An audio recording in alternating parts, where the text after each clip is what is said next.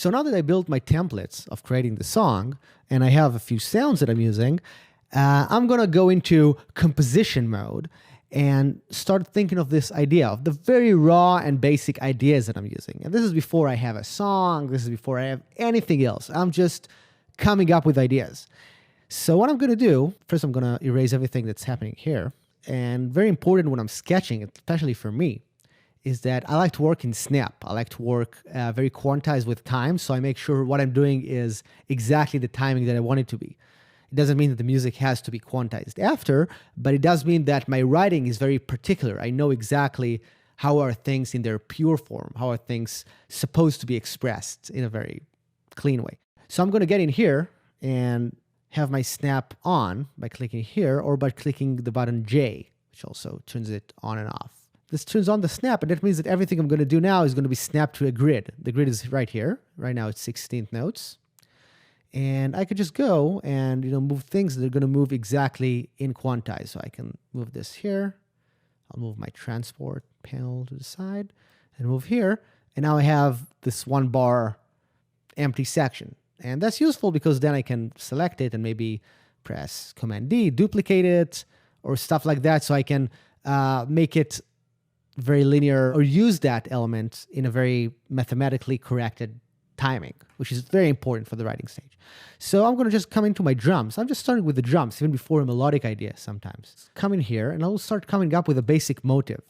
So the motive will usually be a very rhythmic thing, a very straight thing. And here, as you can see, I have my 16th notes kind of laid out. So I have my bar kind of set with all the beats and different subdivisions, the 16th notes. I'm going to click here to get my snap, so it's all snapping to the grid. And I'm just going to come up with an idea. So I'm just going to come up with a very basic motive on the snare, for example. This is my snare. See, once I clicked it, it actually plays it. And I'm going to start by using, let's say, something like a 3-note pattern. So I have 3 notes. If I'm going to play them, that's pretty cool. It's a bit fast, though. So I'm going to go over here to my transport panel and change the tempo. I can make it fixed because right now I'm just using a fixed track. And I will go to something slower, let's say 90. Let's listen to this idea. Go here. That's nice. That's a motive.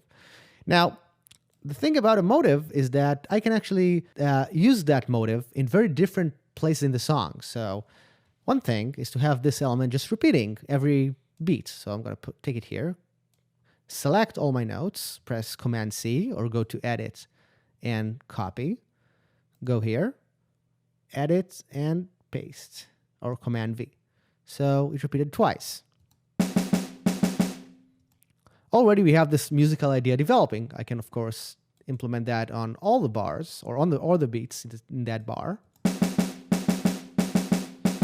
And this is a very basic way of working with this motive. Another way I can work with that is that I can take this motive and put it in different places in time.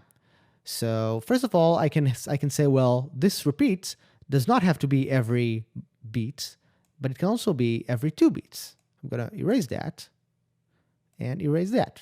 So I'm going to have.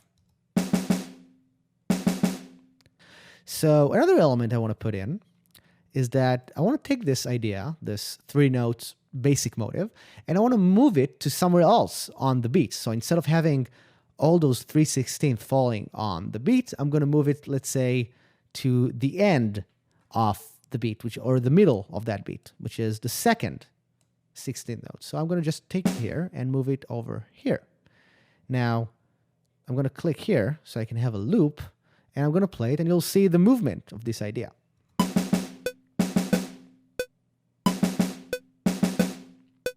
So it's the same motive, it's the same 3 notes, but they got a different aspect of the rhythm just by being in a different place. I can also add another one, and instead of having it on the 3rd 16 notes, I could put it in another beat, but then have it on the 4th 16 note. So here's a pattern for you.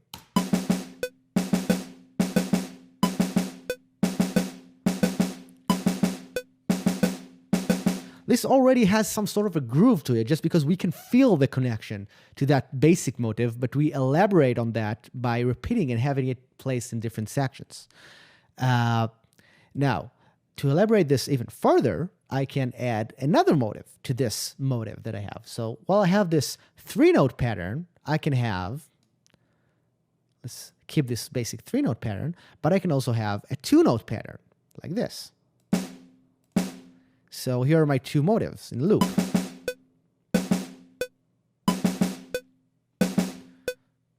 I already added some interest to this second motive, but I feel like if I'm just going to introduce those motives, they won't be doing that much. So I'm going to go and elaborate them a little bit. I'm going to develop them by doing the same technique I just used. I'm going to put them in different sections. So if I have this 3 and 2, I can have this 3 and put it over here next to this 2.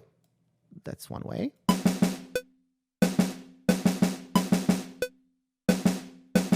But I can also move it around. So it's, instead of being on the beat like that first introduction, I'm going to put it 1 beat earlier.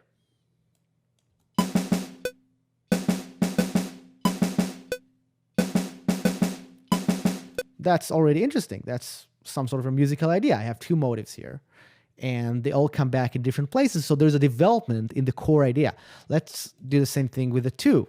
So instead of putting them here, I'm going to take them, copy them, and put them, let's say, over here. So check this out.